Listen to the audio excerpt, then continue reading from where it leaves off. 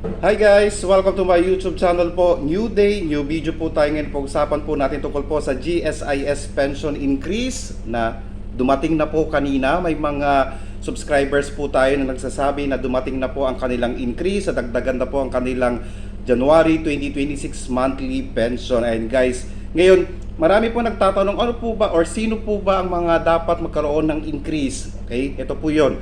Okay, dapat kayo po ay old age pensioner po at disability pensioner po at kayo po ay nagpe-pension at least 5 years na po. Okay? Sa ating mga GSIS pensioners po dyan, ito po yung mga kailangan ninyong malaman. Una po, dapat kayo po ay old age pensioner po. Pangalawa po, or disability pensioner po at kayo po ay may pension na at least 5 years po. Okay? Sa mga first year pa lang, malamang wala po kayong ma-receive na pension increase. Ito po yon. Okay, so ito po yung resibo natin na natanggap na po niya ang kanyang increase ngayong January 8, 2026 po. Okay, meron pong pension increase pero siguraduhin po ninyo na kayo po ay qualified na magkaroon ng increase. Ulitin po natin, dapat old age pensioners po kayo. Pangalawa po dito, dapat po at least 5 years po na kayo ay nakaka-receive ng inyong monthly pension sa GSIS.